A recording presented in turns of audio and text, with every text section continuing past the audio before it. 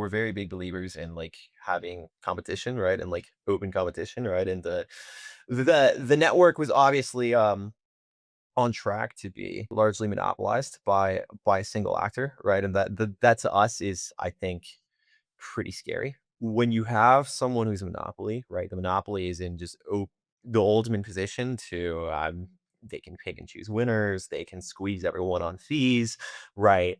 I mean, Solana would largely be a centralized exchange at that point, right? It's like there's nothing wrong with a centralized exchange, but like if you go back to our original conversation and the things that we believe in decentralized, open, fair, and transparent markets, and that's obviously not the direction that Solana was heading, right? Hey guys, Blockworks Digital Asset Summit is going to be back in New York City, March 24th through the 26th. We're going to have top speakers from leading asset managers, financial institutions, DeFi protocols, crypto companies, policymakers, you name it, everybody all under one roof. Think BlackRock, the SEC, Tether, Robinhood, Solana, and much, much more. Follow the link in today's show notes to get your tickets, and you can use code Lightspeed200 for $200 off at checkout. Nothing said on Lightspeed is a recommendation to buy or sell any investments or products. This podcast is for informational purposes only, and the views expressed by anyone on the show are solely their opinions, not financial advice or necessarily the views of Blockworks. Our hosts, guests, and the Blockworks team may hold positions in the companies, funds, or projects discussed.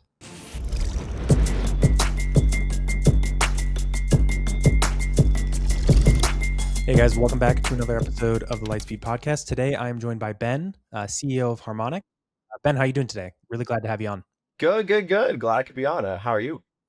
Doing great. I think we tried to get you on the show actually maybe a month or so ago, and you had some travel plans that we had to work around. So glad we can get you now. I think there's some hot topics brewing in the Solana ecosystem that it'd certainly be great to get your perspective on, which we haven't had the opportunity yet. So want to dive into all the things you're working on, Temporal at Harmonic. But maybe before we get there, it'd be great to understand some of your background, kind of how you got into this space. I know you've spent some time doing work in like quant trading and research. What was it that drove you to get involved in on-chain markets rather than maybe continue down like a more traditional path? Yeah, that makes sense. And like obviously a lot of respect for TradFi, HFT, all that stuff. Yeah, so my background's all like math and CS. Used to go to school at the University of Utah actually, but I ended up dropping out. While I was there, definitely got really into quant trading, like quantitative trading. Both did stuff both like on my own, like largely in DeFi, and obviously also interned at Acuna Capitals, like largely an options market maker, but they do like some crypto stuff too. And then Citadel Securities after that, who I'm sure we've all heard of, biggest market maker for U.S. equities, and yeah, I mean they do all sorts of crazy stuff. I loved working at both those places, honestly. Like have a lot of respect for them both. A lot of interesting problems, a lot of really cool people. I think ultimately, for me, like while I was still in school, right, as really when I started to like play around with DeFi a lot, like like I'd seen like all the Pith Network announcements in like 2021, right? And like I saw they're like announcing all these trading firms like Acuna Capital and HRT, all these other like big HFT firms. I'm like, what the hell are these guys doing? Like setting prices to some like DeFi Oracle yeah, like it's like I'm like, huh, this is why do all these HFT firms care about this, right? So it was like around the time a little earlier than that, like I think my friend from college had told me a lot about Solana. It's like Solana's like, I don't know, maybe like 10, 20 at the time. It's like, yeah, like, you gotta check this out. It's like, like no one can use Ethereum, it's so slow, but like this thing is so fast. Like this guy, he'd like put like his entire net worth into Solana, and like we're all just in college, and I'm like, damn, okay, like this is interesting. Like I got my friend telling me about this, and I also got random HFT firms that are doing stuff on Solana. Let's like kind of give it a try. So yeah, I mean, it was around that time, like early 21, when I started to use the chain a lot more. Like I'd obviously played around with it before then, but really only started to become a DeFi power user. I'd say like very early 21, so it's like late 2020. But yeah, I'd say very early 21. And The reason I didn't think it was possible on ETH, and then, like, obviously not Bitcoin, right, like, you couldn't have, like, order books or, I mean, fast forward to today, like, prop AMMs or just basically, like, any kind of fast price update or any kind of fast Oracle update, right? Like, one of the things that a market maker has to do in HFT is they need to bring their price to the chain or to the order book or whatever the hell the venue is as fast as possible, right? And the faster you can update your quote, right, like, the tighter that you can quote, that should be, like, pretty intuitive, right? Because, like, if, you can't update as fast, that's more time that people have to snipe you, more time the price has to move against you, more times competitors will be stacking predictive alpha against you, stuff like that. But yeah, TLDR, like, I sent some transactions on Solana on, like, various DeFi products, and, all the few that landed at the time, were incredibly fast, like, incredibly fast. I'm like, "Whoa," like, obviously it's not Nasdaq, but, like, I think that was definitely the moment where I'm like, "Okay, like, maybe DeFi is, like, onto something here. Maybe it's possible," right? Because if you can create an environment that's open, transparent, and permissionless, right? Like, I see that as a orders and orders and orders of magnitude improvement over the financial markets of today, which are largely closed, extremely high barrier to entry. No one really knows, like, what's going on, like, when you send an order. I mean, like, these things are regulated. People kinda have a good idea, but, like, even then, right, like, you have a lot of competing, institutions, competing HFT firms, they're always accusing each other of doing this or that, and it's just like there's some degree of, like, transparency and openness that I think would make markets a lot better, right? And then, like, again, now, like, fast forward to today, and, like, what we've done recently is, like, the cheapest place to buy Solana is on Solana, right? Like, I don't know a cheaper place to buy Solana than, yeah, I mean, literally on Solana. Like, I think, like, Humidify and, Bison Fi and, like, all these guys, they're quoting way tighter, um, for retail at least than the prices retail would be able to get on any major centralized exchange, right? So, like, we've actually done some pretty cool things now. Like, we've actually made a meaningful improvement in markets for retail. And in my opinion, in market structure, that's something that has actually benefited everyone, right? And like, seeing this vision begin to come to fruition, like, all these years later, right, is, pretty meaningful, right? Like, go back to 2021 when you could barely land transactions, right? Like, I think we've come a we've come a really long way, right? Like, I think all the core devs have, put a ton of effort into improving this chain over the last 4 to 5 years. And look, I mean, we have something that works very well now. I think that the Solana of today, I really think that, all these things are possible, and I think this has already been proven out with this kind of, like, prop AMM market structure, right? Like, at this point, I think most of the top applications in, like, all of trading, like all of TradFi, like, they're possible on a Solana today, right? It's like we got really good fills for majors, but I don't see any reason why we can't build really good prediction markets or, like, really good perps or really good anything else, right? Because of all the hard work that we've put into fixing and improving this chain over the years. And yeah, I mean, again, I think anything is possible on Solana now, or at least a lot of things, and things that are orders of magnitude of an improvement over, what we might have or see in more traditional markets. And yeah, I mean, everything we're building now is just the natural continuation of making DeFi markets better. So yeah. Yeah, I love that perspective. I think certainly the industry and the Solana ecosystem has gotten very optimistic about that point for sure in the past maybe 1-2 years about kind of bringing all types of markets on chain. I would say, there was success with like meme coins, and now we've seen success with prop AMMs on some of the larger spot assets, and now there's like this push to do that with a wider variety of markets, which is great to see.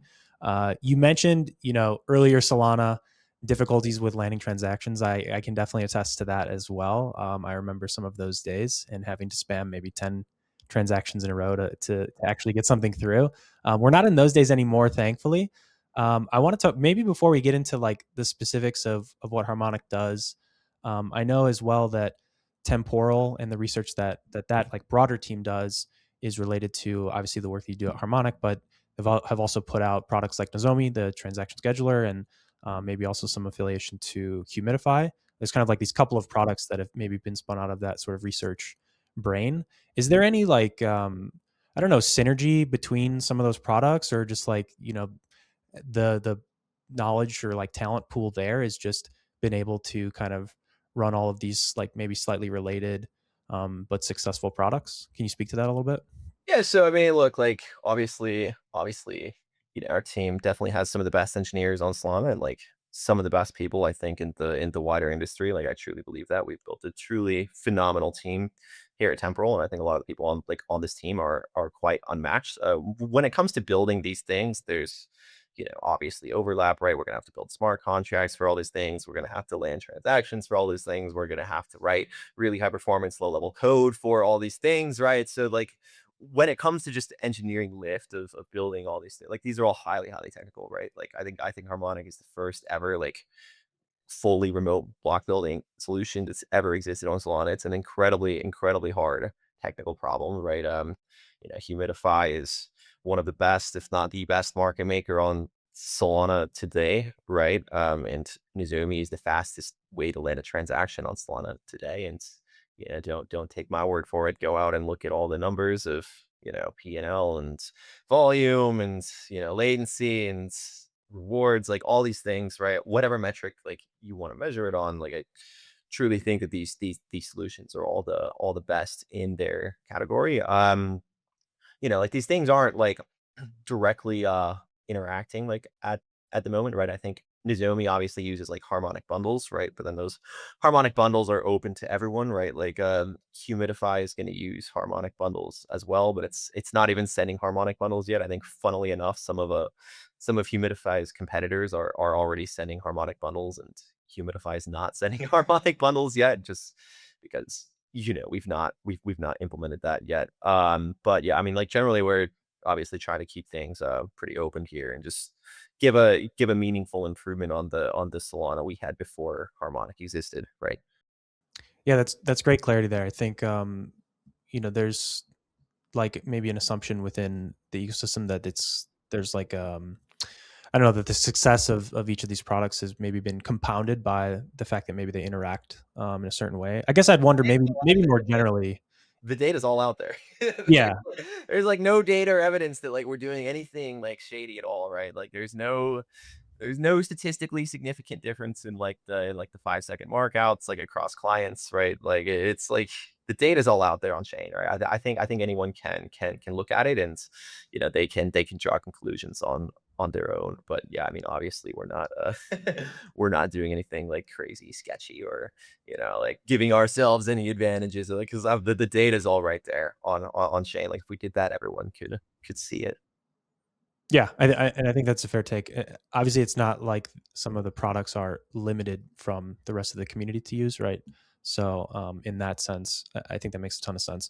When we get to, I'd love to talk specifically about Harmonic. Then, obviously, I think there's a lot of exciting things happening just in the block building space right now. It's probably the most competitive it's ever been. I mean, I recently saw even Rakurai, one of the top or one of the largest, stake holders switched to them recently. So it's just a ton of competition in this space. But getting to Harmonic specifically, I guess, can you speak to like your design specifically, maybe how that differs from the competition, and why you think that's like a better or worse design to go Yeah, with?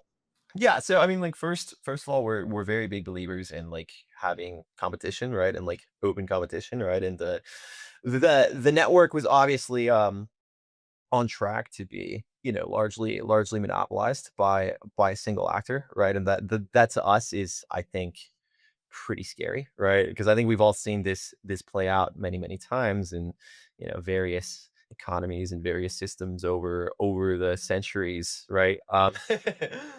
When you have someone who's a monopoly, right? The monopoly is in just the ultimate position to they can pick and choose winners, they can squeeze everyone on fees, right?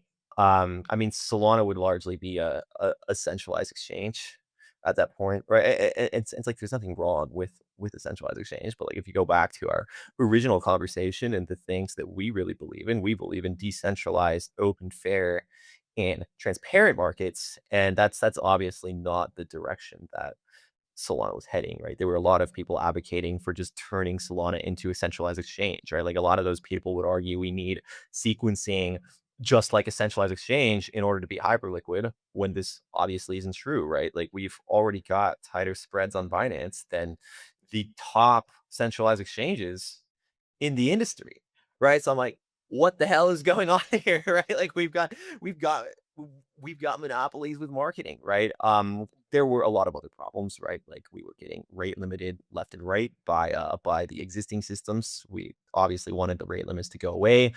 We so Solana is on track to scale like no chain ever has. It has scaled like no chain ever has, and it needs an infrastructure layer to scale with it, and it just didn't have that infrastructure layer that like we were confident would scale. Like we were already getting, by all the existing systems, right? Like we were already getting rate limited like left and right, right? And it's like when we have to go and ask a single actor like please like raise our rate limits, like it's a centralized exchange, guys, like come on, right? And obviously Harmonic is very very early like closed beta, right? So well like the bundles are in closed beta, right? Like there obviously is going to be rate limits so like the system doesn't blow up, right? But my intention is to just fully eliminate rate limits across the board for Harmonic for everything in the next few months and just make it as open and transparent as possible, right? Like we also want to add APIs so like people can see what happened to their bundles, right? Um, Revert protection is really useful for users and applications, and we can support revert protection at a much higher throughput than anybody ever has before, right? So Harmonic aims to be the fastest, most scalable, most competitive infrastructure layer that exists for Solana. I don't think anyone else is going to be as fast as us. I don't think anyone else is going to be as scalable as us, right? Like we already have our TPUs open with no rate limits, right? So anyone can set as transactions as many as they want, right? And soon we're going to do that for the bundles and revert protected transactions as well. Just working out a few more things, but we fully intend to, obviously completely get rid of these rate limits on revert protected transactions, which nobody has done before, right? And we're obviously working with a lot of the top applications on Solana to give them all the features they want, right? So like revert protection is obviously a really really big feature that we can give these apps, but there's obviously various other types of features these apps want as well, which we're capable of adding, like speed bumps and stuff like this, right? Like I just want to be very careful of adding too many market structural features at the scheduling layer, because I do really believe that these things should be done at the app layer, right? But if there's a good argument for doing something at the scheduling layer and it's not possible on the app layer, we're obviously happy to do it.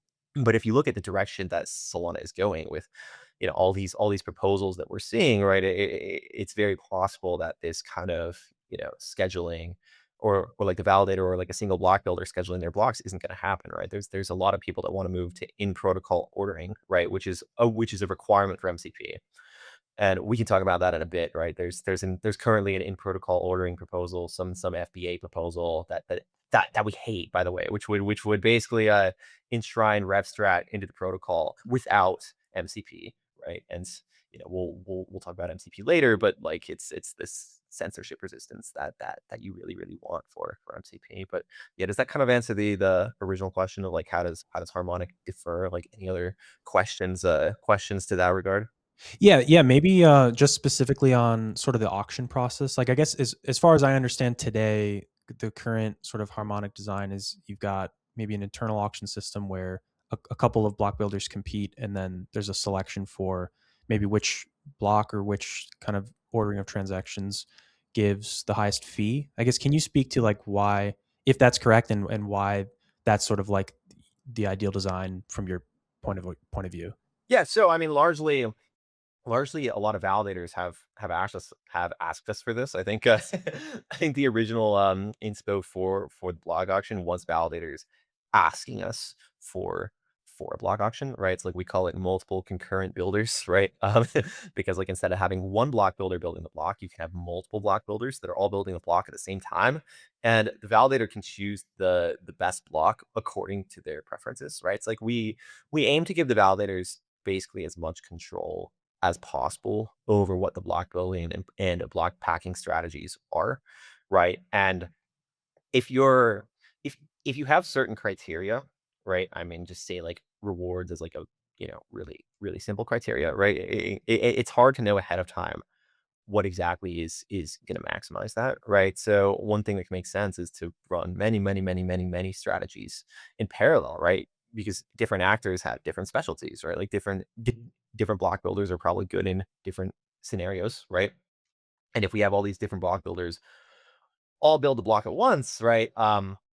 We can pick the best one at the very end, right? Like the other thing this does is it keeps things as competitive as possible, right? Because what all these block builders are going to be doing, right, is like they obviously want apps and whatnot to send transactions to them, right? And they're all going to be competing to give apps like various features, right? Like if actually look at if you actually look at like what's been happening on the chain and like what's been happening in the past, or like if we take a more like kind of logical approach, right? Like apps will be able to send private transactions to either Harmonic or to all the block builders, right? And these transactions will never go out to the open Solana internet, right? Which is actually what the apps want, right? Like the apps want to send their transactions only to validators that they trust, right? Because these apps don't want to get sandwiched or like front run. Like all these things are really bad, right? So we're trying to eliminate these things, and we've made really good headway on eliminating these things, but it also has to be done in a way that doesn't turn Solana into a centralized exchange and that also maintains competition, right? Because again, if we reach this like monopoly as state, right, then fees are going to go up, right? Priority fees on Solana are going to be worthless, right? And yeah, I mean, like a single actor will basically just siphon all the value out of the network if they fully control all the sequencing, and then at that point, it's a centralized exchange, anyways, right? Which we never really believed in to begin with, right? Reference the beginning of this conversation. The last thing that we want to see for Solana is this single sequencer centralized exchange. It's like if that's what we want, go build a centralized exchange, right? We're not a centralized exchange. We don't want Solana to become a centralized exchange. And if Solana ever became a centralized exchange, I think we'd be incredibly disappointed. And yeah, I mean, like it just wouldn't be near as interesting to us as a chain anymore, right? Because you've kind of destroyed the entire open, transparent, decentralized finance vision, right? So yeah, obviously our main goal is to keep things as competitive and open as possible here. I'd love to get your take on. Obviously, there's been back and forth on CT around this kind of the block building wars that I guess we've sort of been in maybe for the past 6 to 12 months or so at this point. I'd love to get your standpoint on Jito and some others have had basically this critique, and they've kind of showcased it via their IBRL dashboard and this having the take that harmonic block builders are like late packing blocks, and that has negative impacts on the blockchain sort of downstream of that. What's your stance there? What's your take on the IBRL data and the Yeah, conversation okay, there? okay, okay. We'll start with IBRL. So I could run a FIFO block builder that schedules transactions first in, first out, just like a centralized exchange does on Harmonic. FIFO market structure. The IBRL dashboard would give this block builder on Harmonic a 0. It'd be red. It'd be poorly scored. I could run a RevStrat validator on mainnet. It would get a better score than my FIFO block builder. Does that sound like a good metric to you? Yeah, can you maybe for the listeners out there too, can you explain the like I understand first in first out, but maybe explain the difference there with the rev strat. No, yeah, well, so I'm gonna use POH ticks. POH ticks, they're not transactions, right? POH ticks are part of this thing in Solana called POH, which kind of just tries to help the validators keep track of time, but it's actually really bad at doing that. And POH is actually getting completely eliminated from the protocol in 4.1 in the Alpenglow update. So they just took a metric that is completely irrelevant and doesn't say anything about when the transaction was included. And then they use that metric to say Harmonic is bad. And I'm sure when Alpenglow comes out, right, like they're gonna have some new metric that says we're bad, right? Like it's part of the game, right? Like it's how the world works, right? Like they obviously want to gain market share. We obviously want to gain market share. One of the ways that they gain market share is by making dashboards that say we're bad. Like fair enough, right? Like it's part of the game. But look, if you look at it objectively, and again, like I will reiterate my example from before, RevStrat validators will broadcast POH ticks more consistently than a FIFO block builder would on Harmonic, right? And it's like the reason the validator releases POH ticks at the end, right, is because that's when the validator chooses which of the blocks to include. But by then, the transactions have already been sequenced. The broadcasting of the POH ticks at the end is really just a validator like signing off on all of these transactions that were already sequenced. And if we really wanted to, we could modify the client to get 100% score on that dashboard. Like it's something that we could do today, but it's just such an irrelevant metric, and it's just obvious marketing. So we'd rather focus on the things that actually matter, like building the products that applications and users want. But yeah, I mean, what do you think, right? Like if you think a RevStrat validator can get a better score than a FIFO block builder on Harmonic, I mean, what do you think? Does that sound like a good metric to you? I think I understand the take that you guys are in competition, and so it makes sense to me that one side is going to present things in a way that's maybe more fair to them, and then the other side is going to they're going to protect their interests. So I totally understand that. I'm glad we could get your direct kind of response to that. And the other maybe the follow up is I saw that Harmonic recently posted, or you guys recently posted about some updates or some innovations to the client that you're working on, and one big piece of that was going to like a 50 millisecond sub block design. I guess maybe can you speak to that, like Yeah. how this impacts the design and the like sort of impact on the chain? Yeah, no, it's like ultimately our goal is to give validators what they want, right? And different validators want different things, right? And different stakers want different things, right? So we have some validators and some stakers that would prefer 50 millisecond auctions, right? Like I'm like one of the main things that we're doing here, right, with our product is we are talking to our customers and we're improving the product, right? So if the customers want the option to do 50 millisecond microblocks, right? They can have that option, right? Like another thing that a lot of validators have asked us for is even a fully continuous stream, right? Where the validator chooses ahead of time which block builder is going to build that block. And then the block builder streams that block to the proposer over the course of that slot. But it's only one block builder. You get rid of multiple concurrent block builders with this mode, right? But for the subsequent block, the validator would be able to choose a new block builder, right? So like in this case, instead of having multiple concurrent block builders, right, you would have a single block builder streaming out transactions, right? And this makes more of the, centralized exchange type, like continuous scheduling kind of market structure possible that like some validators would also want. But like I also think that's like largely a red herring, right? Because even with the auction engine, you could still use like three different FIFO strats, right? And like maybe these three different FIFO strats had different QoS, right? Or like different ways of preventing spam or DOSes, right? Like there's a lot of reasons why you might want multiple concurrent block builders. But like again, this is a product for validators and for applications, right? Our entire job is to give validators in applications the product they want whilst aligning incentives between them, right? Like if we were evil in max extract, right? Like we'd probably be going around like sandwiching everyone, right? But like if you like we're obviously not doing that. If you look at the blocks, it's a blockchains are public ledgers, right? Really all we're doing is we're giving validators and applications the things that they ask us for.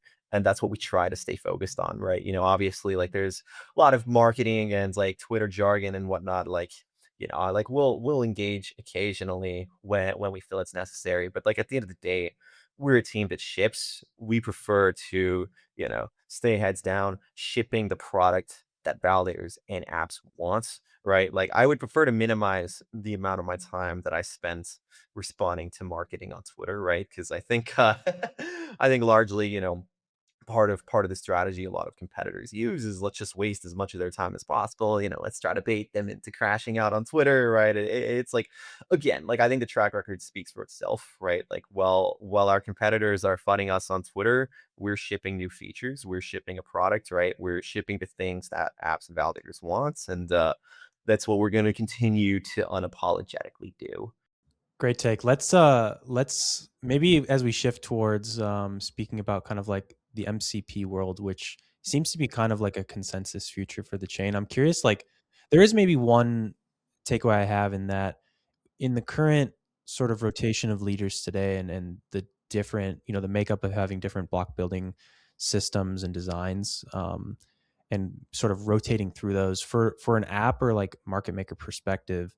I guess there's maybe a tension point today in that there's maybe a lack of consistency potentially from block to block, right? There might be one way that transactions are ordered, and then another way, for, throughout the day as that rotation occurs. And it feels like that creates kind of a difficulty in terms of maybe modeling execution risk, like consistently over time. I'm curious, like your thoughts there as we're getting to this point in the conversation for the native protocol to maybe take in some of the rules around transaction ordering in an MCP world. Like, is is that worth the trade off of getting rid of some of that consistency concern, to bring all of that sort of in house to the protocol? Yeah, well, so like let's go back to our original conversation again, right? Like the entire reason we're even in Solana and in DeFi to begin with, right, is we want markets that are decentralized, open, and transparent.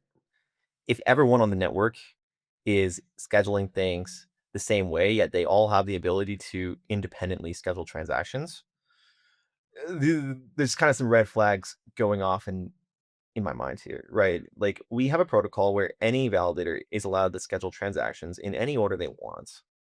Yet now we say, okay, they all have to schedule transactions the same way. Who? Who's saying every validator has to schedule transactions the same way? Who makes this decision? Because if there's a single actor that can make the decision in how the transactions are independently scheduled on every validator, I'd argue we don't have a decentralized network, right? And it's like to that point, right? I think it's a red herring that you need everyone on the same scheduler in order to have a, you know, competitive network, right? I completely understand that from a market structure perspective, especially from all these market makers.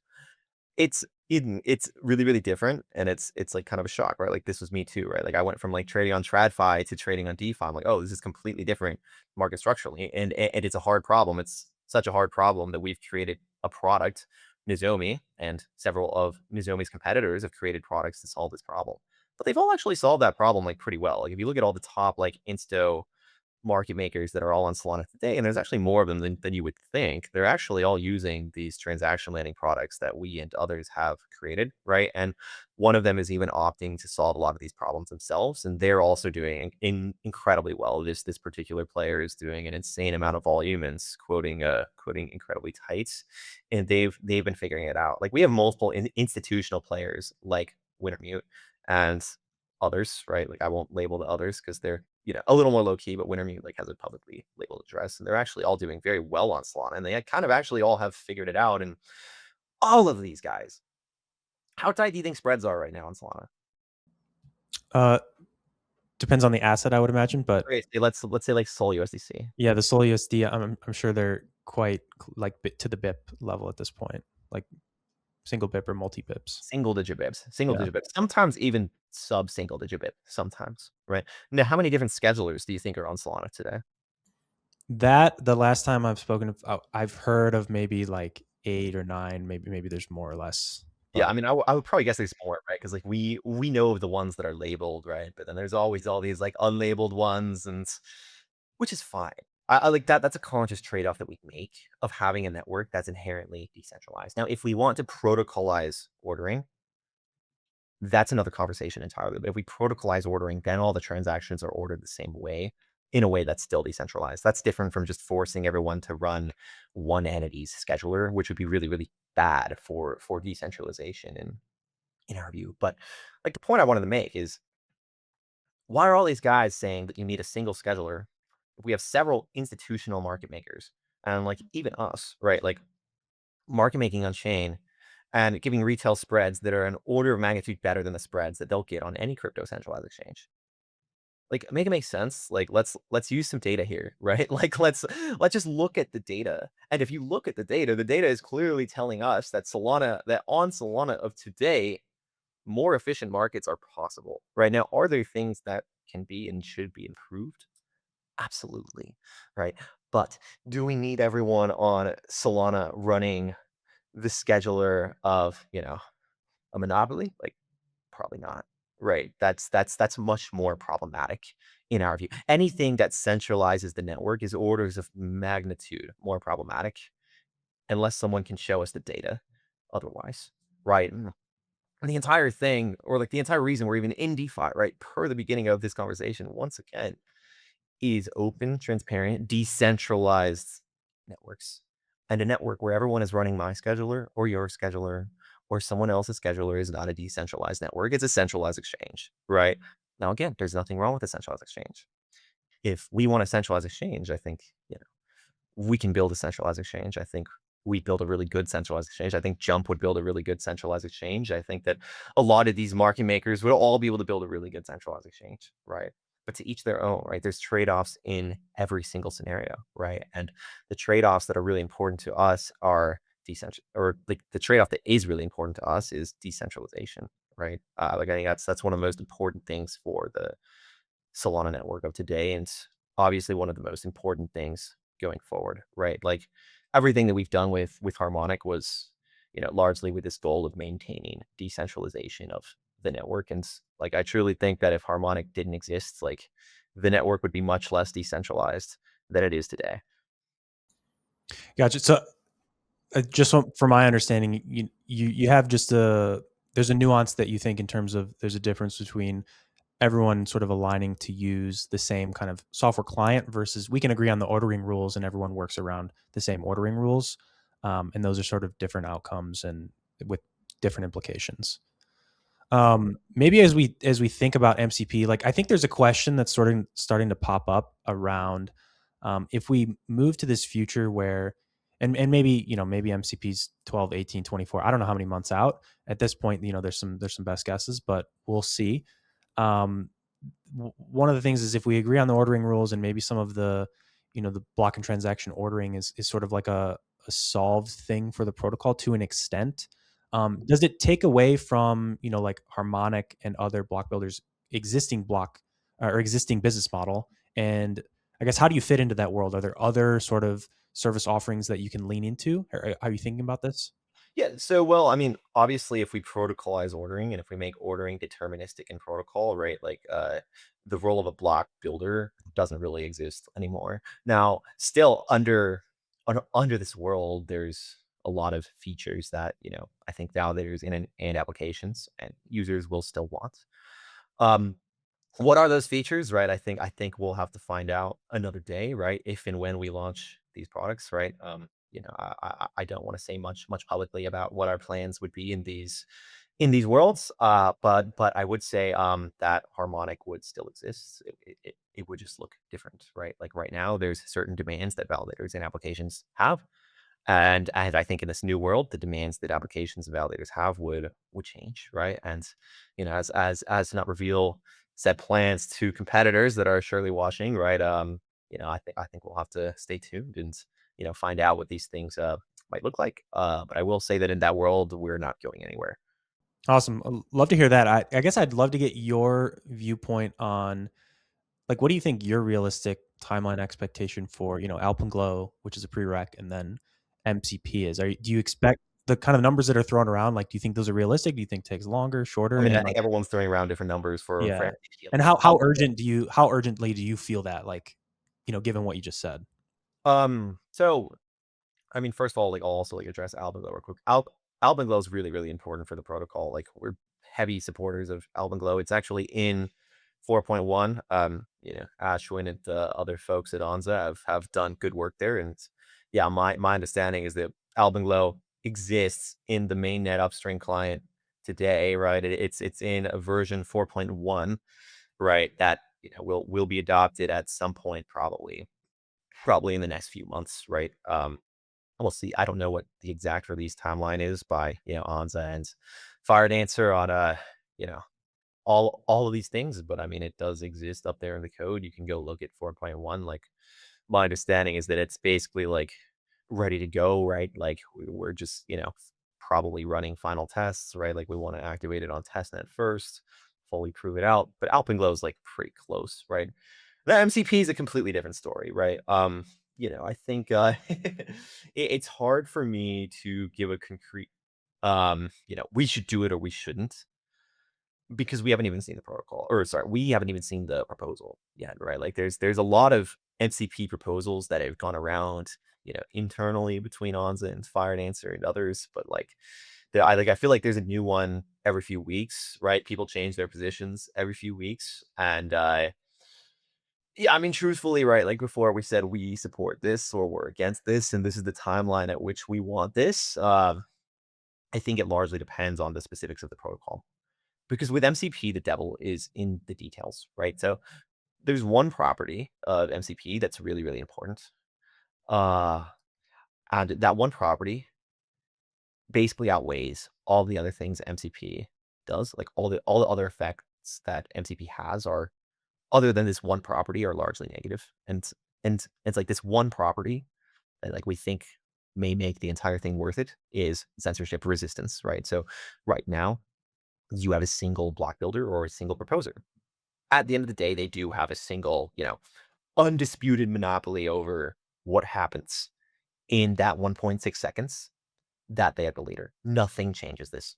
Not BAM, not Harmonic, not, anything else, right? Not vanilla Agave scheduler, not Fire Dancer, nothing changes this. By how the Solana protocol is written, within your leader window, you can do anything you want. That includes things like censoring people, right? That includes things like malicious reordering, right?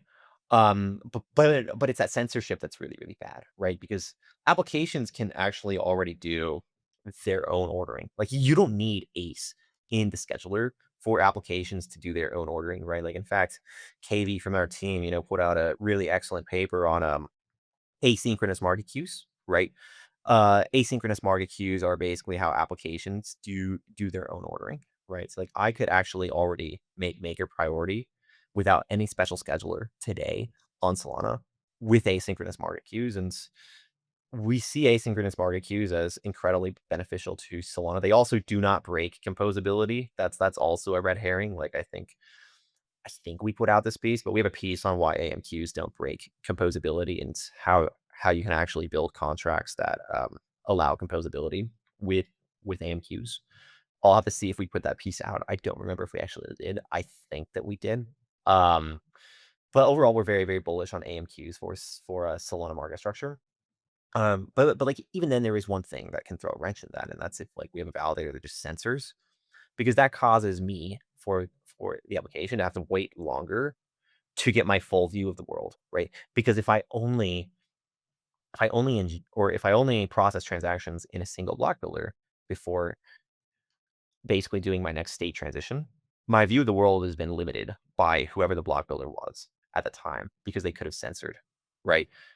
So censorship is obviously really, really, really bad, right? It's you know it inherently breaks that openness, that transparency, that decentralization, right?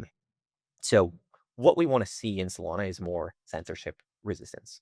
And MCP is one way to achieve this. It's not the only way to achieve this, but I do think it's a really, really good way to achieve this.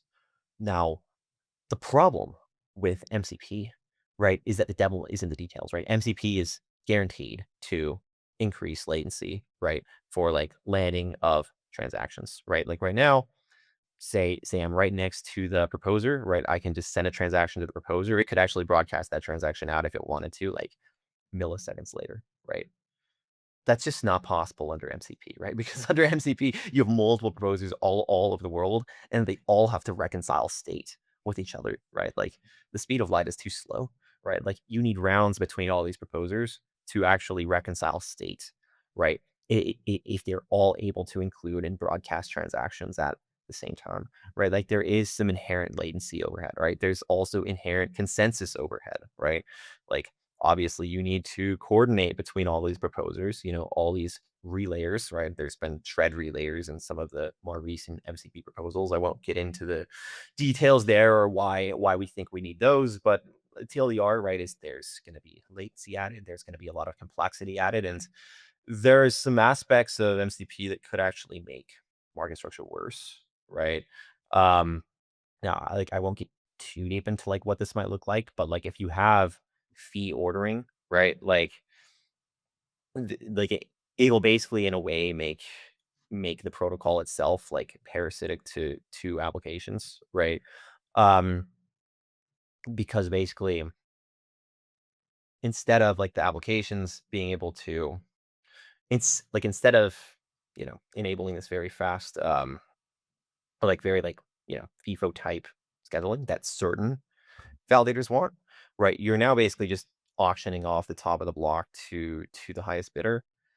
And that actually sounds a lot like RefStrat, right? Which is something that a lot of people have moved to eliminate lately because RefStrat is parasitic to applications, right? So like it kind of sounds like if we have this fee ordering, right, where we're bringing back the same thing that we just tried so hard to get rid of, right? That's basically what RefStrat is, right? Like it delays everything, then it orders them all by fee at the very end of the block, right? Um, MCP or like FBA protocolized ordering does this too, right? There are some negative effects of doing this, right? There's also yeah, no, never mind. I'm not gonna get too deep into some of the some of the possible attacks and like things you can do here, but Mev will still exist. I'll say that Mev will look different. In some worlds, it might even look worse.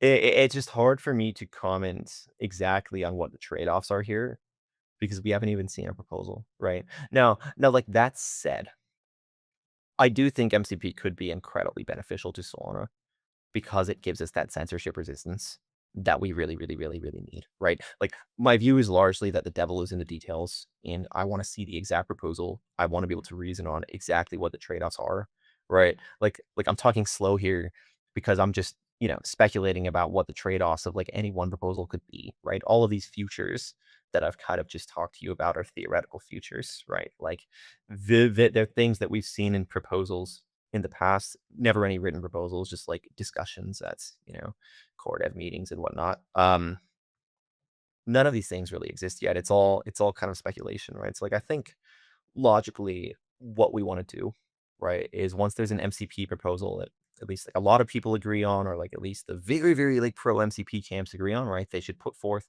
their proposal and we should all discuss and reason about what the trade-offs of that proposal are, right? Just in a way that's very logical and what do we think is best for the user of today. If I look at Solana of today, right, spreads are really, really tight. Market structure is really not bad, right? If market structure was bad, you wouldn't have multiple prop AMMs, some of which are institutional market makers, giving retail tighter spreads than centralized exchanges. Like this whole market structure is fucked narrative. It's a complete red herring. It's complete marketing from people that want something, right? Or or for people that want to sell you their solution. Market structure of today is actually pretty good, right? Now we want to make sure it stays good. We're not going to do anything to make market structure worse, right? And again, like the data's out there. If you look at the 5-second markouts of all these market makers, there's not really a statistically significant difference between clients, right? And it's like all these applications are our customers, all these prop AMMs and all these web apps and TG bots, like all these guys are our customers. They're all sending transactions to us. If we do anything to make their life worse, um, they're obviously going to stop sending to us, and then like Harmonic kind of just fails as a product, right? Because we'll get outcompeted, right? Competition's good, right? They don't have to send them to us. They could send them to our competitors, right? They could actively work against us, right? But at the end of the day, it really is the user and the application that have the most power. So I really think at the end of the day, if there's any change that we make to the protocol, it is the users and the applications that should have the most say in this change, right? Like I really, really believe that the applications and the users should have the most say in this change, right? So that's all the dexes, right? Like perps, spot, right? That's all like the web apps, right? That's all the TG bots, like like people like Pump Fun, right? Like maybe they don't care too much about this, but like they definitely should, right? And like if they do, right? Like I think these are the people that we want to listen to the most, and then also like a lot like and then also like a lot of folks who are like ex TradFi, ex HFT, right? Like a lot of these folks have seen already what works, what doesn't, right? There's obviously like a lot of specific debates here, um but like again back to my original point, like with like MCP, like I can't say I'm very opposed and I can't say I'm very for because there's no proposal, right? I think I would be for the right proposal. I think I would be against the wrong proposal. Gotcha. So we need to see some exact details, and then we can dive deeper into those exact details when they come. Um, Totally fair take, and I would agree with you as well on the market structure point. I feel like the advancement of market structure on Solana, market microstructure for is probably one of the most exciting areas, if not the most, within crypto right now. Like, we don't really see the speed. I know I've seen recently that some prop AMMs are popping up on like Base and some other, maybe some other chains as well, recently. But it feels like tip of the spear on Solana. And I guess maybe on this point, I'd love to get your take on, maybe given your background and given your views on maybe how some of these things evolve or experience in HFT. Like, do you think there are specific advancements or like changes to how the market operates today that are maybe yet to emerge that, sort of do exist in the TradFi equivalent? And are you thinking about maybe how to position in that kind of future world as we're sort of watching it unfold in front of us, right? So I do think the world will change a lot. I do not think that DeFi will move toward TradFi, right? There's a lot of folks that do want DeFi to move toward TradFi. It's like, oh, let's add maker speed bumps and all this TradFi-esque single sequencer stuff. That's not the direction I think we should go, right? I think the direction that I think we should go is the direction that prop AMMs has gone, and let's just completely reject TradFi market structure and let's build something that works for DeFi, right? Because no one is going to pretend like Solana is NASDAQ. It's not. It's a completely different environment. It works a completely different way. It's a much more complex system.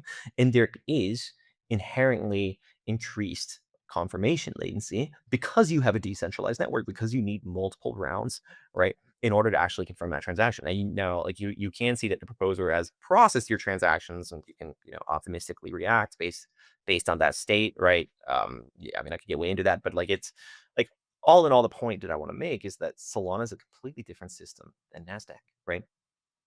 The club was invented for a world where everyone is co-located, right? Like everything about NASDAQ, right, assumes co-location, right? That this is a system that was invented for a world where all these market makers are co-located and they have super, super low latency and they have guarantees that you can only provide all these makers when they're all co-located. A decentralized network, it just simply doesn't work like this, right? So for DeFi, you need to build systems that work for DeFi, right? Like a lot of people want to take what work in TradFi and then try to stick it in DeFi. I don't think that makes any sense, right? And look, the most successful thing that we've seen in Solana was something that was built for DeFi. It was this kind of router prop AMM market structure, right? We're beginning to see market makers running more and more of their logic on chain, right? And on chain is actually the most real time that you can get, right? Um, so like if you think about it, like in a order book where everyone's co-located, like your cancels, order placements, reactions, all these things are instants, right?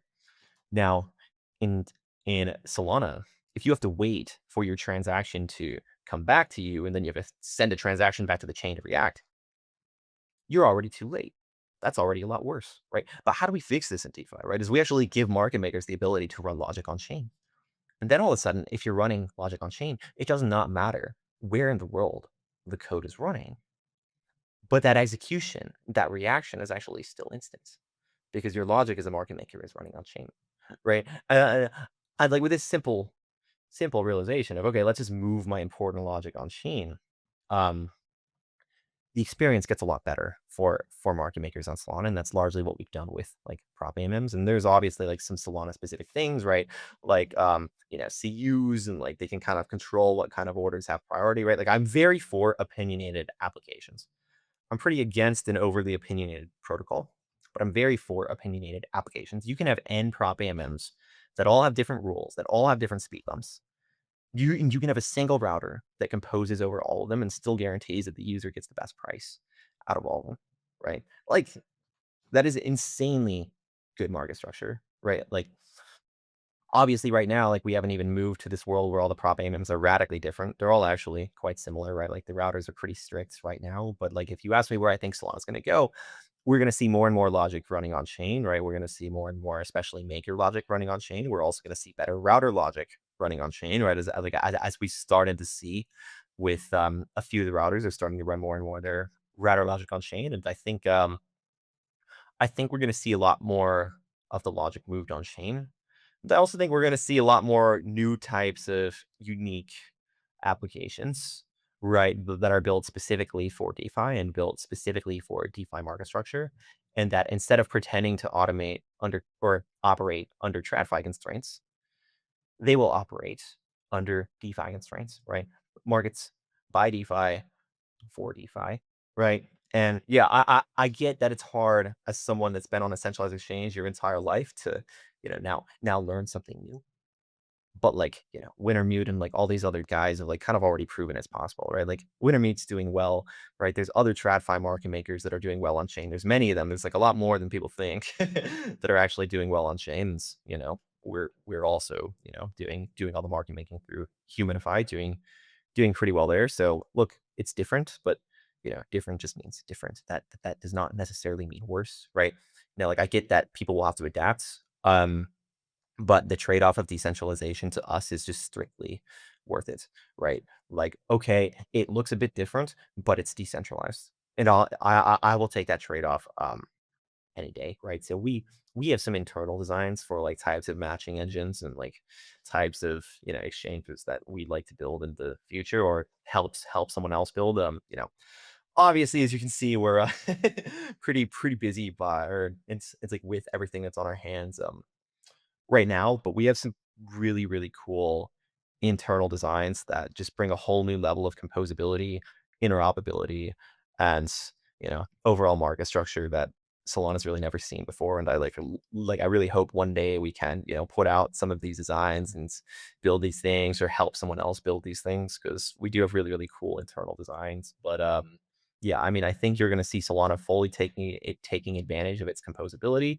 You're going to see more and more and more logic running on chain, and as more and more logic starts to run on chain, you're going to see higher demand for on chain compute. Blocks are going to get fuller, and then obviously you're going to have all the core devs running around trying to figure out how to make compute cheaper, right? And trying to increase the CQ limit. And if the bottleneck on making, and like this is the other thing I get worried about with MCP, right? Because like of how complicated and how big of a lift it is. What if we get to a point where blocks are full again and the bottleneck on better market structure becomes we need more compute, which is a pretty realistic bottleneck to envision if volume reaches heights it's reached in the past. Okay, is it like let's add more compute, let's focus on that, or is it let's focus on like adding all this complexity to the protocol that like it may not need right now, but like would definitely be beneficial in the future, right? MCP solves a worst case, right? Now, like censorship is obviously a really, really bad worst case. Now, I don't see Solana going toward this censorship reality anytime soon, maybe even ever, right? There's a lot of very opinionated stakers. There's a lot of very opinionated validators. Like, look, like if we were max extract, we'd be sandwiching everyone and like censoring left and right. But like you can see on chain, like we're obviously like not going to do that, right? That's like not a reality that we believe in, right? Like it's not even a reality that most of our competitors believe in. So I don't think this worst case censorship, nightmare doom world is coming anytime soon. And if the pragmatic thing to do to improve market structure is to focus our time on making compute cheaper, making the chain faster, and raising CU limits, yes, we should focus on that, right? Because I can envision that becoming the bottleneck a lot faster than like, oh my god, we're getting censored, right? Like, the view that we take to Solana core development has always been extremely pragmatic. It's always been focused on the 80-20 solution. It's always been anticipate what the next bottlenecks will be and solve those bottlenecks before they become bottlenecks. And I would really caution the Solana core dev community of focusing too much on the worst case, focusing too much on the Armageddon theoretical, you know, scenario and just getting caught up in all these theoretical attacks, right? Because, if we focus too much on that, then, it's possible our blocks will just fill up and the chain will get congested again. And then that will actually be the doom of Solana and not some like, Armageddon censorship world. Gotcha. So scale DeFi for a DeFi centric future, not a TradFi centric future. I think strong, bold take. I think I've seen plenty of folks take the opposite, viewpoint that they expect to see more TradFi systems kind of like come or sort of meld with on-chain designs. But I think it's interesting, refreshing, maybe even to hear that you think that's not exactly or explicitly not the case. We'll see DeFi designs win out. Yeah. So And it'll be like, interesting. Go to ahead. be clear, right, like I think we're going to onboard institutions in a way that we've never onboarded them before, right? Like we're already starting to onboard some of the top institutional market makers, right? It's just the systems are going to be native to DeFi instead of the systems that they're trying to bring over here. And this is a conversation that I saw kind of reignite a few days ago. Is there are a lot of TradFi players that want to, bring in things that are not DeFi, that are not decentralized at all, call it DeFi, siphon the value out of the ecosystem. That's also another thing that we don't want to see happen, right? DeFi native systems, but institutions, I mean, they have a lot of resources. They might be slow moving, but they will adapt, right? And we're obviously making it as easy as possible for them to onboard to Solana without centralize or without sacrificing that decentralization that we really believe in. Awesome. Well, Ben, it was a pleasure to have you on. Some hot topics. You delivered some hot takes as well. I'm glad we could get you on during this. I feel like a very pivotal time, sort of within the Solana ecosystem's kind of growth and acceleration phase that it feels like we're going through. So it was a pleasure. Thanks so much for coming on, and to the listeners out there, thanks so much for tuning in. We will hear from y'all next time. Sick. Thanks for having me. Thanks so much.